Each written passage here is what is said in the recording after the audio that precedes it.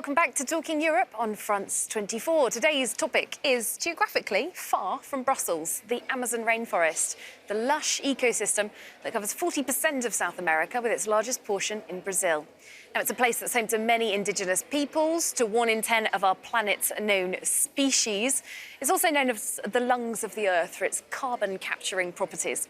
Now, around 17% of the Amazon, however, has been destroyed over the last half-century, and this summer, particularly vast fires drew Brazil's president into a head-on clash with various European leaders, notably France's Emmanuel Macron.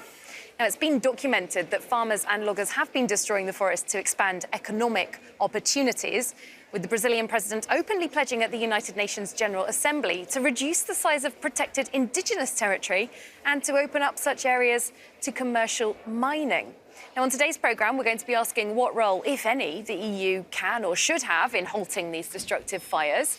This all coming as the EU looks to finalise, or not, an enormous free trade deal with South American countries called Mercosur. Now, our guests today are Cristian Bușoi, a Romanian MEP from the centre-right European People's Party. Hello. Next to you, HEIDI HAUTALA, Finnish MEP from the Greens Group. Hello. Across the other side of the table, we have HOJSIK, a Slovakian MEP from the centrist Renew Europe Group. Hello. And also next to you, Germán Tertsch, a Spanish MEP from the European Conservatives and Reformers. Hello, thank you all very much for being with us for the debate. Now, before we start, I'd like to run a report from our correspondents in Brazil. And they've been up in a surveillance plane with some environmentalists who say that actually tracking the destruction is putting their lives at danger, and not from the flames themselves. This comes from Fanny Luther and Fabio Nascimento. Daniclé Aguiar is piloting a reconnaissance flight that, unfortunately, he's become used to in recent weeks. Since the wave of fires hit the Amazon in August, he's identified deforested areas for the NGO Greenpeace. The team spotted new fires on indigenous Arara lands that should be protected. How can you hide this? The satellite proves us right. It's not by legalizing criminal activities that the government will solve the problem of the destruction of the Amazon. The government says that we have to cut budgets, that there are other priorities than the protection of the Amazon. So where will the money go for its new fund? The pilots and the Greenpeace field agent will remain anonymous for fear of retaliation. A few hours earlier, flying low over these illegal mines, shots were fired at our plane.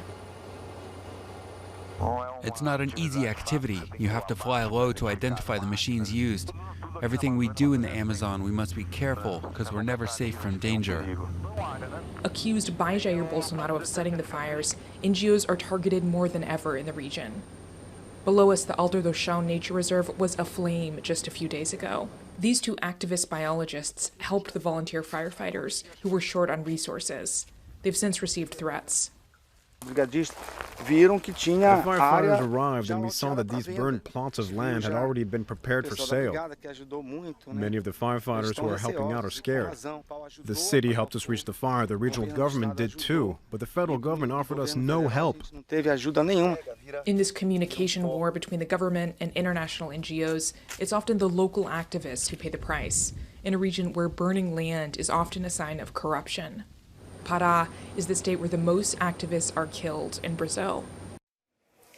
Now, 3 of my 4 guests actually spoke in a plenary debate at the Parliament about the Amazon fires, so I have quotes from all of you, apart from Mr. Bușoi. HEIDI HAUTALA, I'd perhaps like to come to you first as a Green Member of Parliament. You said that the mostly intentional forest fires in the Amazon have been a wake-up call. Certainly has got a lot of attention. But is it really Europe's place to play any part in this? It is, firstly because we as European consumers are complicit in these fires, because many of them are happening because the Brazilian companies and European companies are destroying rainforest in order to grow soya beans, maybe beef and other products, coffee, cocoa. So my first demand here is that we need binding legislation which gives the European companies an obligation to report that there is no deforestation, no rights violations in the supply chains of the products that we consume. Then we can start to address the other aspects of the issue. There are many. Well, Mr. Bușoi, I'd perhaps like to come to you next. Your group was represented by Mairead McGuinness, a senior member of the European Parliament, and she said pointing the finger at countries doesn't help. We need to show failings, but also acknowledge progress. So is that perhaps letting those responsible for the fires off the hook? Yes, it's very true. We need to find solutions, and we have to understand first what are the causes. Of course, what is happening in Brazil, it's unacceptable, but it's not only in Brazil. It's a problem in many other countries, Indonesia, Canada, even countries which do not use deforestation as a means to obtain economic goals. It is clear that deforestation is a big problem. It's the second cause for climate change after fossil fuels. 1.3 million square meters since 1990 were destroyed, and we have to act in close cooperation with those countries. We have to finance a better land use. We have to see what their economic alternatives are for those people. We have to inform better the population. We have to collect better data in order to be sure of the situation on the field. And of course, we have to find alternatives. Well, I'm seeing nodding on this side of the table when you say that it's not actually just about Brazil, Mr. HOJSIK. It's definitely not about Brazil, but I think Brazil is this summer a very sad special highlight.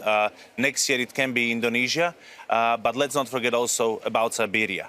But I think Brazil is a special case this year because of the Mercosur agreement.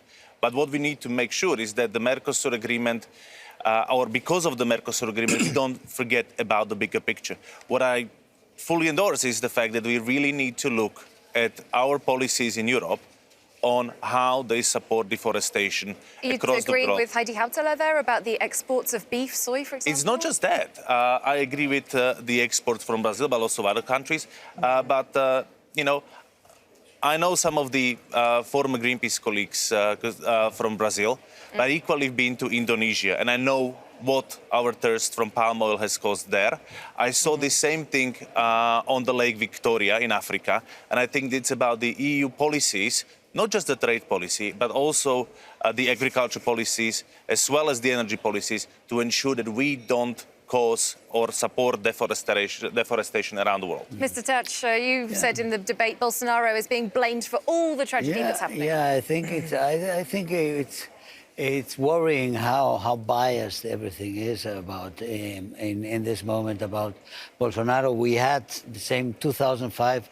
The fires were bigger than this year, no? And we had in the whole years of Lula, nobody cared too much. But this is big destruction right now. Should we not care about it? Any case, there is a destruction, but the destruction which we had without precedents this year is, for example, in the Amazonia, in Bolivia, by Morales. In Morales, Bolivia, we had huge fires without precedent because they were encouraged to burn bushes, in part for the coca plants, not for other things. And we have, excuse me, only one thing. And Venezuela, the case of the destruction of the Amazonia in Venezuela with Maduro is enormous. The whole gold mining that is being done there, the whole guerrilla industry, which is now in this region, which controls this region and is destroying systematically the Amazonia. And we don't hear a word about these corners of big bunches of the Amazonias are being destroyed there. I see HEIDI HAUTALA wanting to come in on that. I mean, yes, there are many culprits in this game, and we have to address it comprehensively, and that's why I believe that European companies, wherever they produce, they should be accountable for what they do, and of course in our relations with Venezuela, with Bolivia, with Brazil, with Indonesia, with Russia, we have to raise these issues in diplomatic terms. We agree. I think all. But you know, if your kid is doing something nasty, you don't ignore it and say that, yeah, but the neighbor's kid is even worse. No. So I think we have to address it. And I believe that the European Commission, with its action plan against deforestation, has given us, the Parliament, a possibility now to find the way forward in order to eradicate deforestation. You talking about new legislation? Yes, I mean, this exactly. We need binding legislation to make sure that producers don't cause deforestation in their supply chains. And this debate is all over the place now that we have had these hearings of the future commissioners. So many demands in this direction. Binding legislation. Martin HOJSIK, you wanted to come in?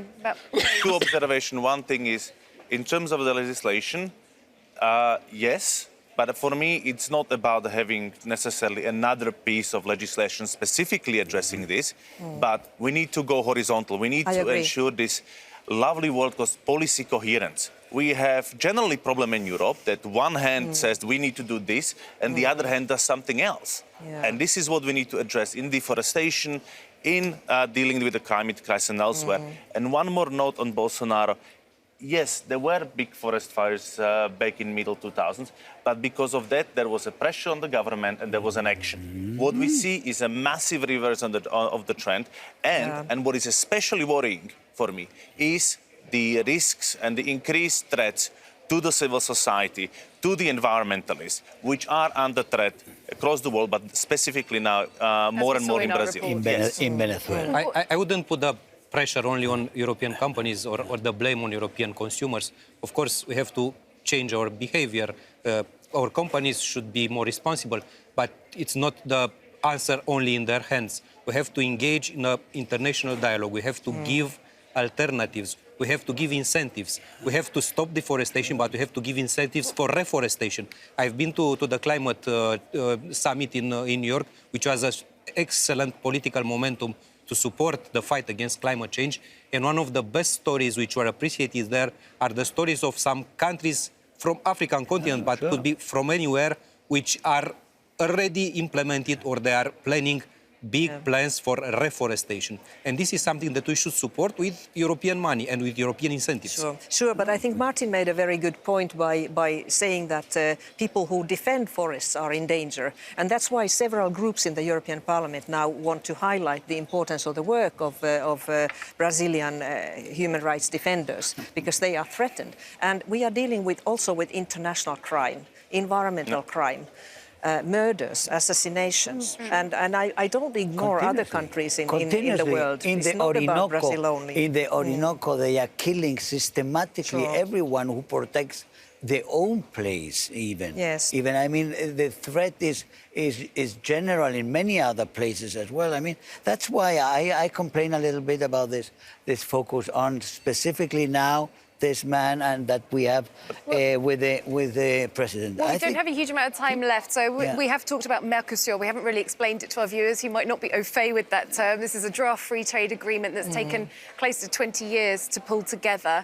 The EU's described it as its biggest free trade agreement so far, but, for example, in August, Donald Tusk said it's difficult to see the Mercosur deal getting through while the fires were continuing in the Amazon. Mr. Bushoy, if I come back to you, Mairead McGuinness for the EPP said we need a carrot and a stick approach to this issue. Does that mean trade leverage? Does that mean just getting rid of Mercosur, putting Mercosur off? It's already taken 20 years of work. Well, of course, there are two different subjects, even that they are interconnected now. And of course, it should also be a political support for Mercosur. And in this situation, it is difficult to gain a political support. But of course, Mercosur could be good for both economies. So I wouldn't go so far.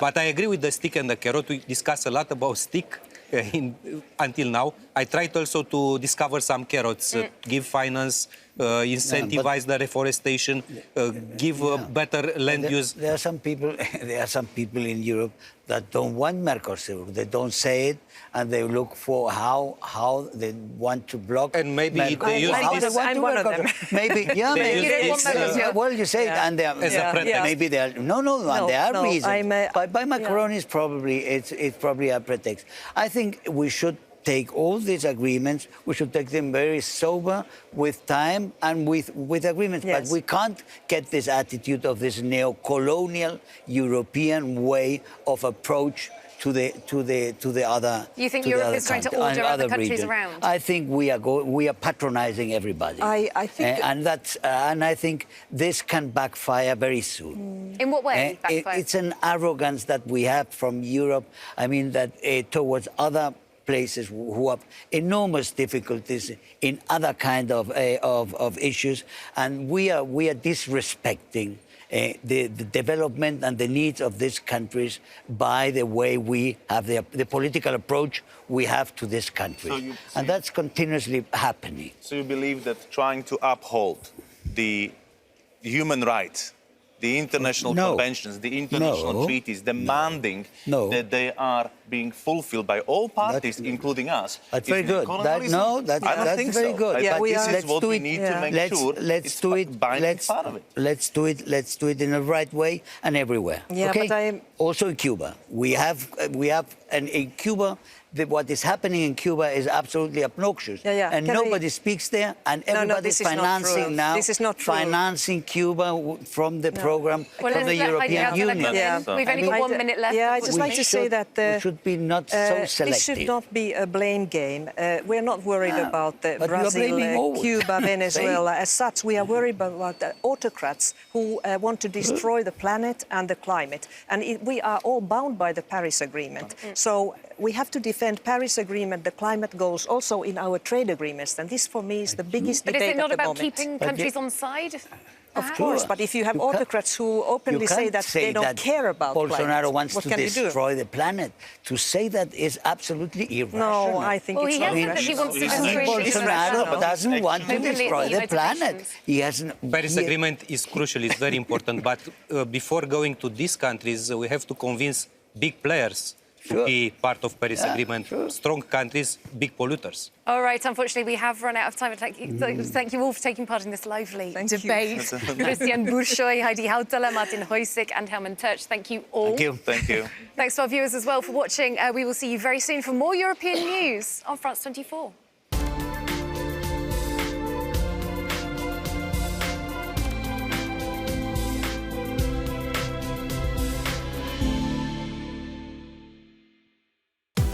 If you want to really understand what's going on in the world, you need to follow the money. In People in Profit, we tackle the biggest stories in the global economy and break down why they matter to you. From mega mergers to market crashes and those new business ideas that just could change the world. In this economy, it's the show you can't afford to miss. Join us every week for your essential business briefing.